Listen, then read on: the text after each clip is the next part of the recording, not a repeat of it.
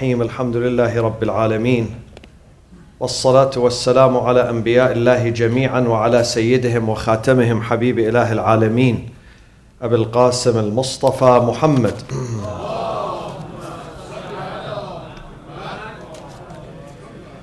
وعلى أهل بيته الطيبين الطاهرين المعصومين وأصحابه المنتجبين ومن تبعهم بإحسان وإيمان إلى يوم الدين. قال تعالى في كتابه الكريم: بسم الله الرحمن الرحيم: ولا تكونوا كالذين تفرقوا واختلفوا من بعد ما جاءهم البينات وأولئك لهم عذاب عظيم. صدق الله العلي العظيم.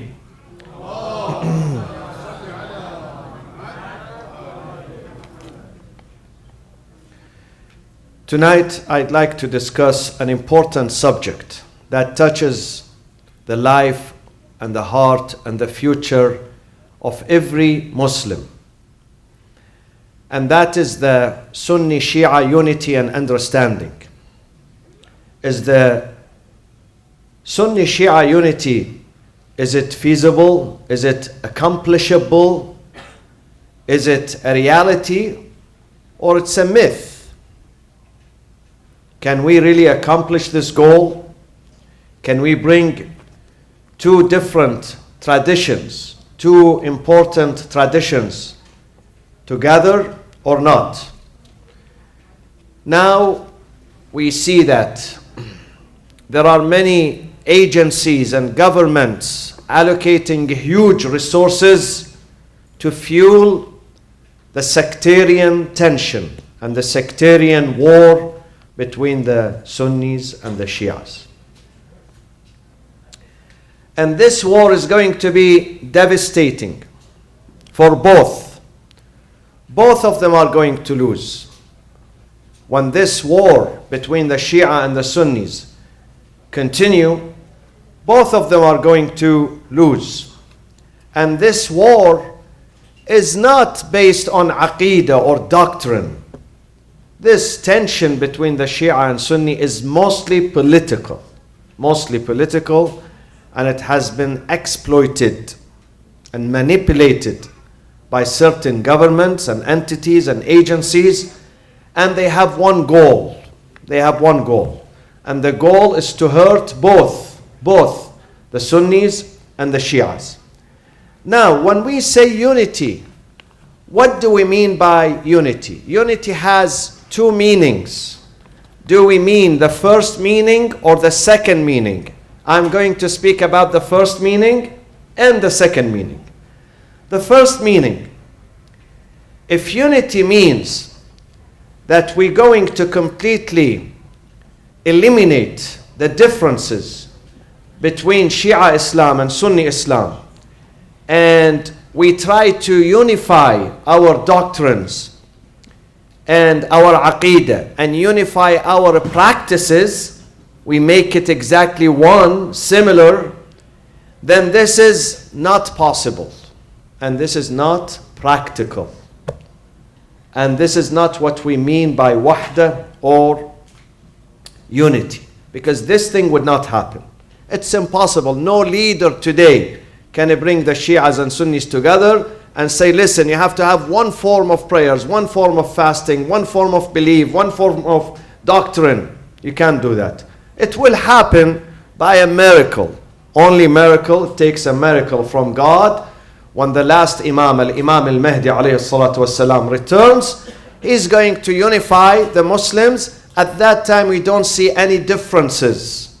We don't see one group praying this way, the other group praying that way. There will be one prayers, one fasting, one hajj, one zakat, one goal.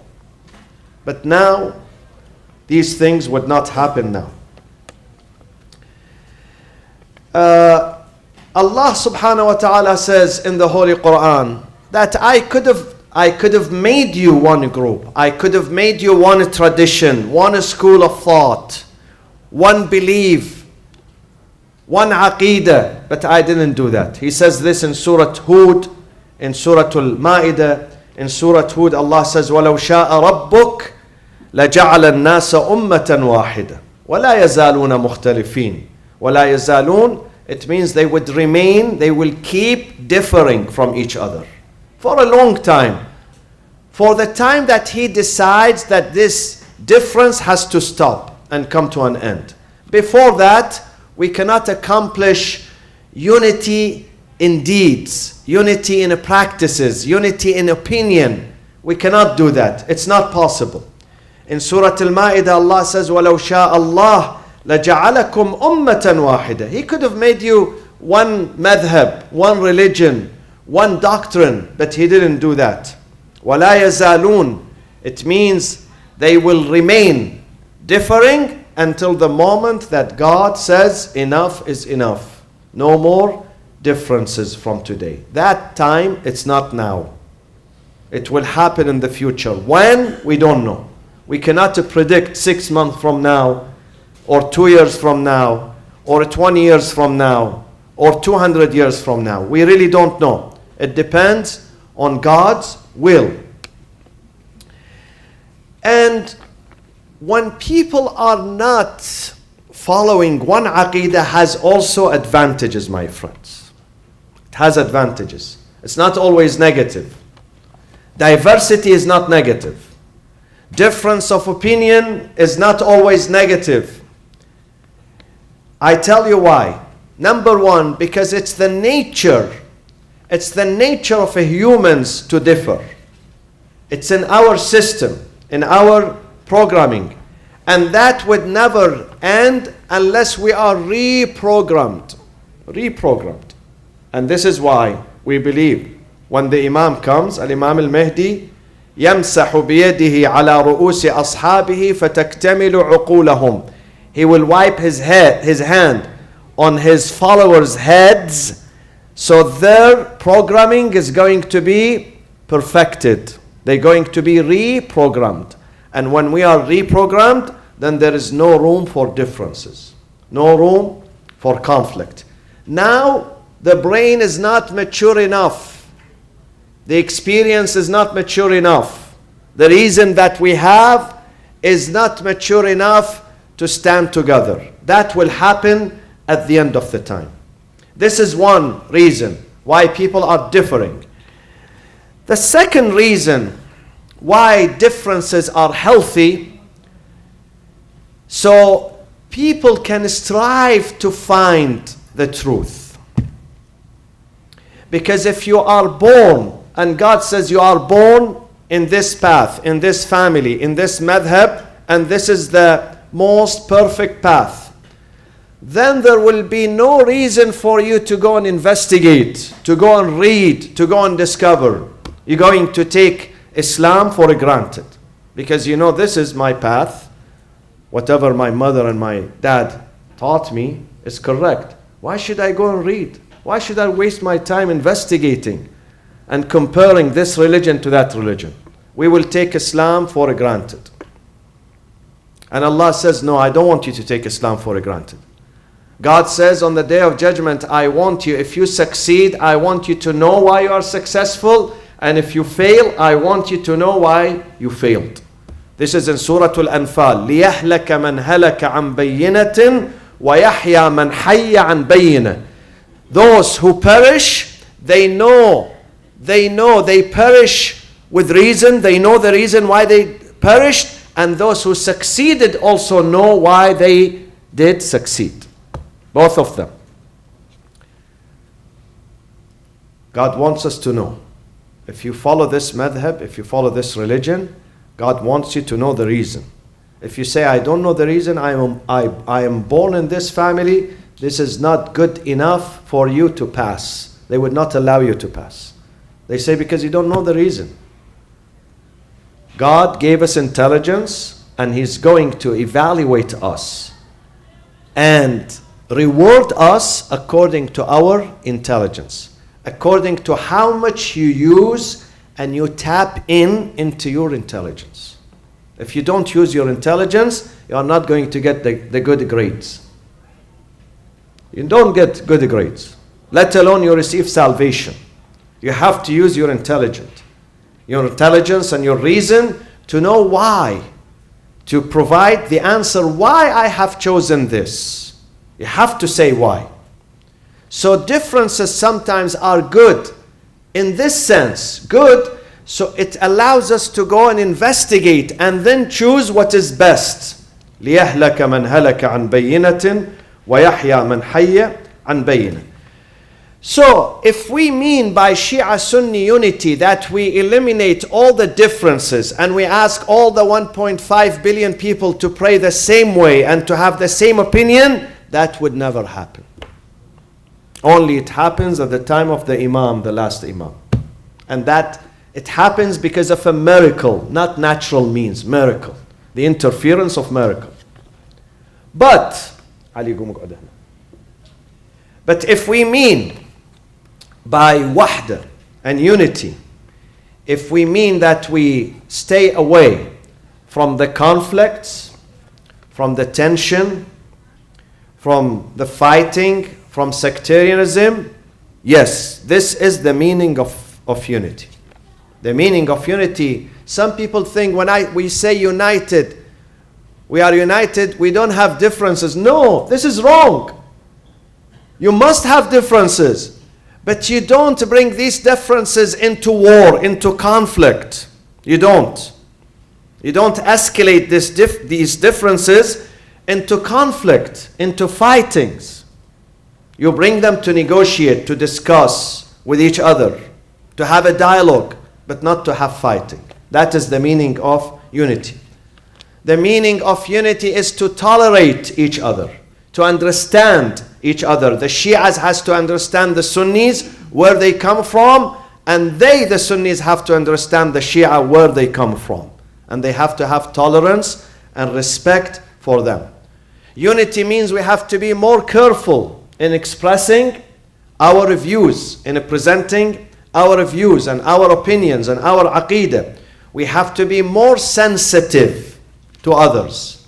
Even if we at the same time that we are proud of our aqidah, but we have to be more sensitive to others. You don't have to put others down in order for you to promote your opinion. You don't have to do that. You can promote yourself and your religion and your faith without necessarily putting others down.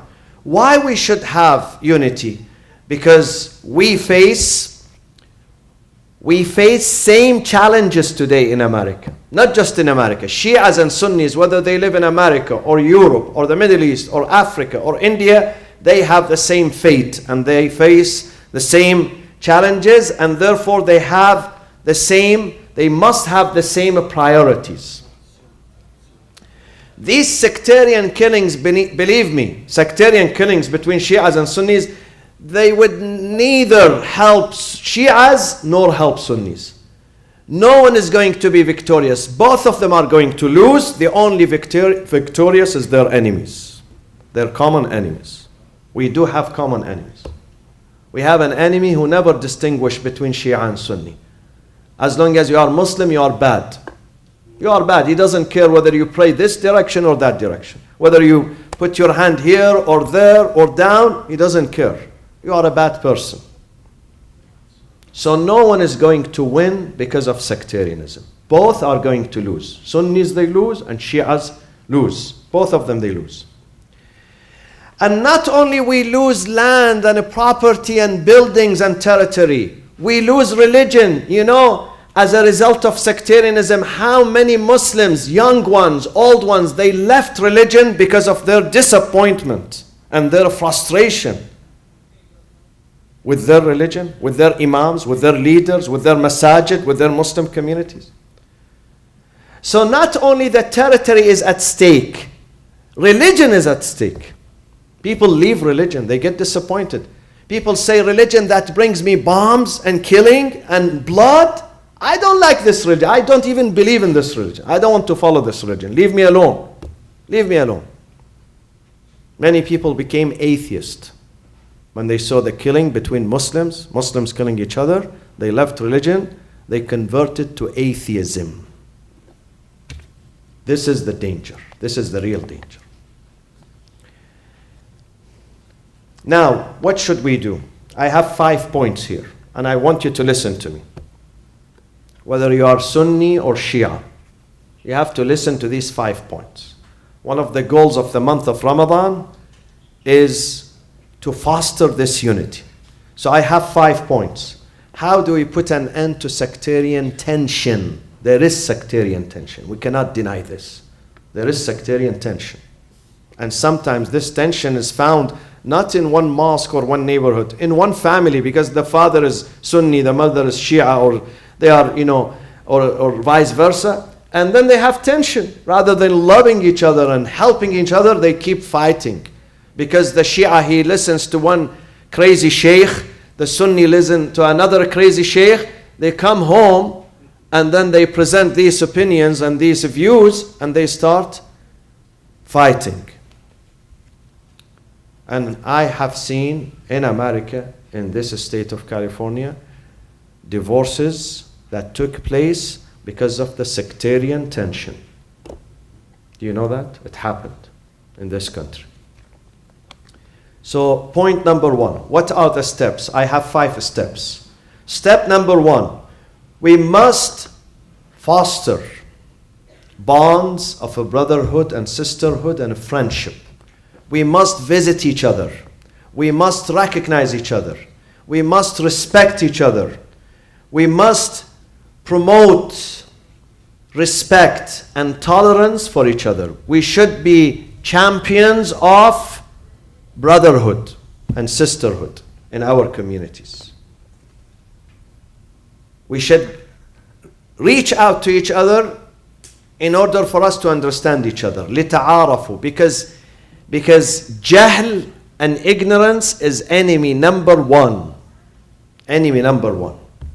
People, when they don't know each other, they start fighting. They start having suspicion about each other.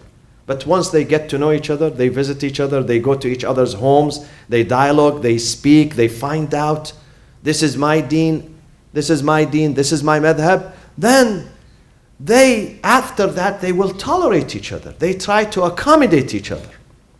So, number 1, we have to foster. This is a duty. You, the Shia, have to reach out to the Sunnis, visit them, respect them, invite them, and the Sunnis, they must do the same. And it shouldn't be from one side. From one side, it does not work. No, it would fail. One side give concessions to the other, and the other side is arrogant. That does not work. Both sides have to be humble, and they have to visit each other, and respect each other, and acknowledge each other. Acknowledge the legitimacy of each other. So this is point number 1. And point number 2, we should not, when we have discussion about each other, we should not scorn each other or ridicule each other or deride each other. We should try to understand each other. If I don't like something about what the Sunni is doing, it's up to them. This is their business. I should not scorn them. I should try to understand them. If they don't like what I am doing, what I am saying, they should not scorn me or ridicule me or put me down or tell me you are a liar, you are non-Muslim. This is not right. They should have understanding and tolerance for us.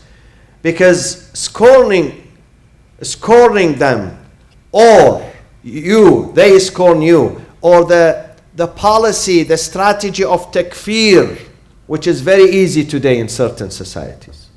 In some societies, with the least disagreement, you are non-Muslim, you are non-believer. They label you as being non-Muslim. With the least disagreement, that has to stop. This is wrong. This is wrong, and this stems from bigotry. This is one type of bigotry.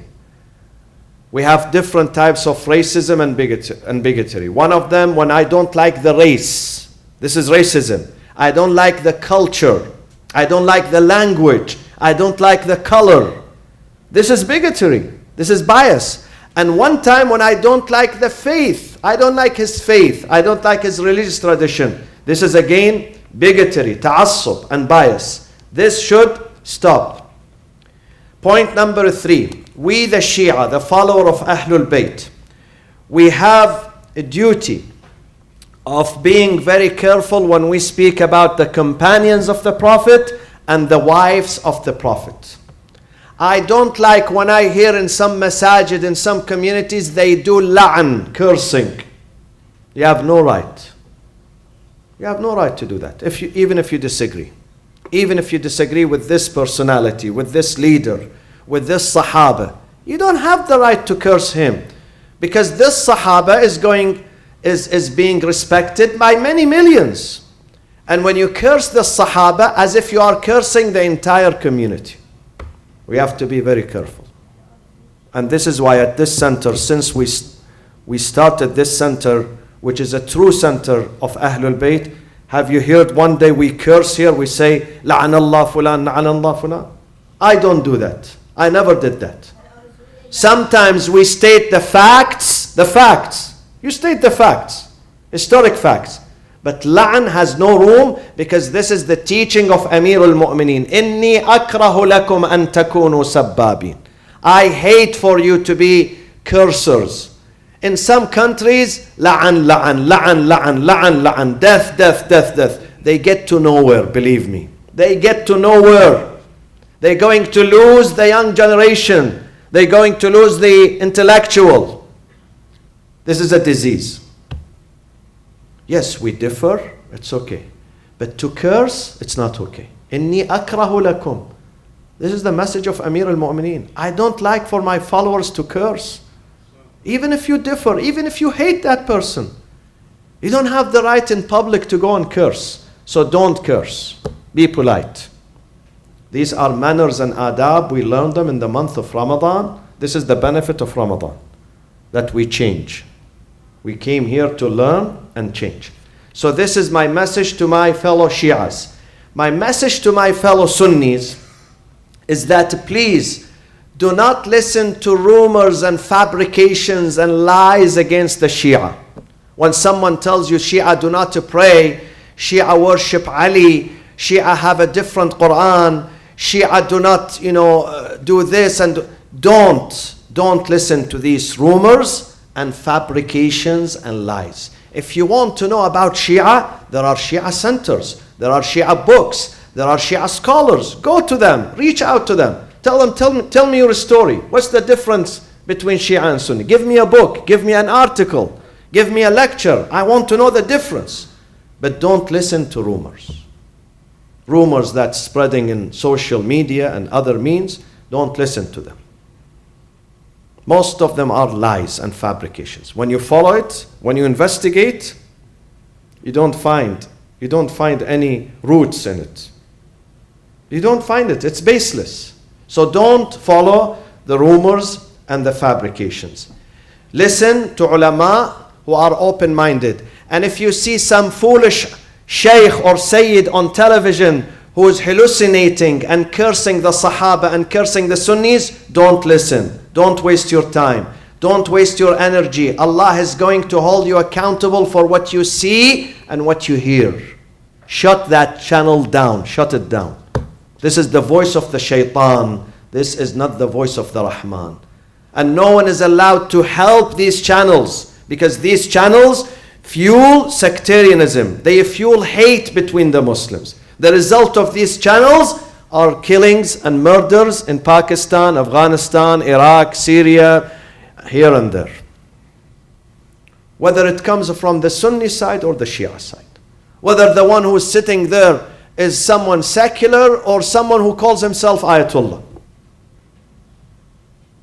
Those are Junud Iblis. The soldiers of Iblis. Do not listen to them. Listen to those who are open-minded. Those who do not have bigotry. Those who are concerned about the welfare of the ummah, the entire ummah, not just one group. وَكَذَلِكَ جَعَلْنَاكُمْ أُمَّةً وَسَطًا. A good alim, a good scholar who cares about the welfare of the entire ummah. Entire Muslims and non-Muslims too. And non-Muslims, not just Muslims. We have to care about the humanity. We have to promote humanity. We should not promote one sect.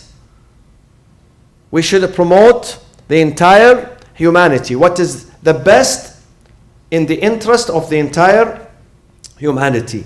And point number 5, before I conclude, we have to always the ulama of Sunni tradition and Shia tradition, they have to continue their dialogue on regular basis, not once a year. Occasionally, whenever there is a bombing or destruction, they get together and they issue statement. No, this is not enough. We need taw'iyah, awareness, and taw'iyah should run on daily basis. So the ulama, the intellectuals of both sides, they have to get together and they have to continue their dialogue to bring awareness to their communities, to their congregations, to encourage their congregations, to tell the Shias to go to the mosques of the Sunnis, to worship with them, to tell the Sunnis to come to the mosques of the Shia to worship with them. This will bring us together. When we visit each other, when we respect each other, when we help each other, definitely we're going to tolerate. Definitely we're going to love each other. And we leave the rest for God. There is a day of judgment. There is God who's there, who's wise, who never discriminates. For everything we do, every belief that you have, there are consequences. We are not the judge. We should not act as judges instead of God, on behalf of God. God appointed no judge here on earth. He says, إِلَى اللَّهِ مَرْجِعُكُمْ فَيُنَبِّئُكُمْ بِمَا كُنْتُمْ. You're going to stand. All religions, all believers and non-believers, they stand before Him. He is going to say who's right and who's wrong. Our duty is to bring people together. Before I conclude, we have two important events after Ramadan. One of them is the youth camp this year, July 6th through July 9th, Thursday, Friday, Saturday, and Sunday, which is at Camp Nawakwa. Yeah? Nawakwa? Nawakwa near Big Bear, inshallah. Big Bear Lake. It's not too far. So this camp is open for you guys here to come, inshallah, from the age of 15 until the age of 67. And this year it is affordable. It's not very expensive. This year they made it affordable, inshallah, so people can come and enjoy the atmosphere there. And I guarantee once you come there, you will find a spiritual atmosphere. You will find an educational, intellectual discussions in this camp, in this youth retreat. So encourage them to come.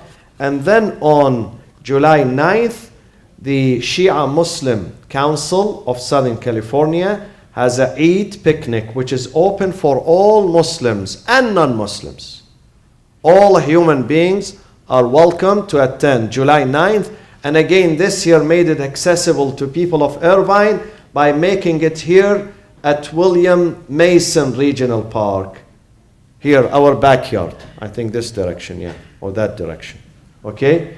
So it begins, inshallah, from 11 a.m. until 7 p.m. You can pick one of these at the door to get the direction and more details. And there are lots of activities for the young ones, for men and women, for all ages. Inshallah, they will enjoy.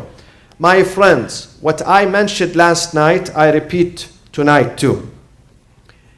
Zakatul Fitr is $15 per person in the family.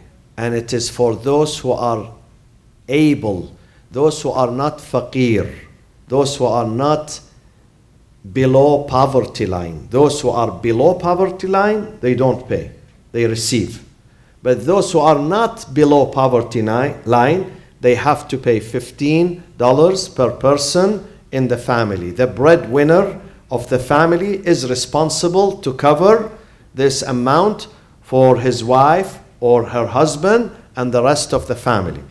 And you separate that money from, you put it aside on the eve of Eid, the night of Eid. Let's say if the night of Eid is Saturday, you take that money aside, you put it on the day of Eid, before the prayers, you put it in the box. Either you give it to the poor people yourself, or if not, then bring it to the masjid, put it in a box here, and we will distribute that. This is regarding Zakatul Fitr. Regarding Eid, Eidul Fitr, Eid most likely is going to be Sunday, but not definitely Sunday. It's pending moon sighting. pending moon sighting. If the moon is sighted, inshallah, Saturday night in one of the neighboring vicinities and neighboring countries here, whether it's Central America, South America, the Pacific, and we get then reliable news, then Sunday is going to be Eid. If we receive no reports of sighting of the moon, then Sunday is the last day of Ramadan and Monday is going to be the Eid. Are you with me? So it is not definite that Eid is Sunday. It's pending on moon sighting, but inshallah, most likely, we have faith in Allah.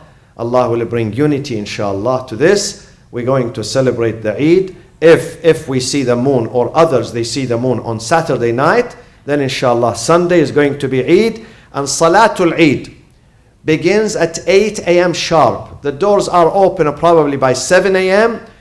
7:45 Takbiratul Eid, which is Mustahab. And by 8, inshallah, we're going to do Salatul Eid. And we're going to open this space on Sunday, inshallah.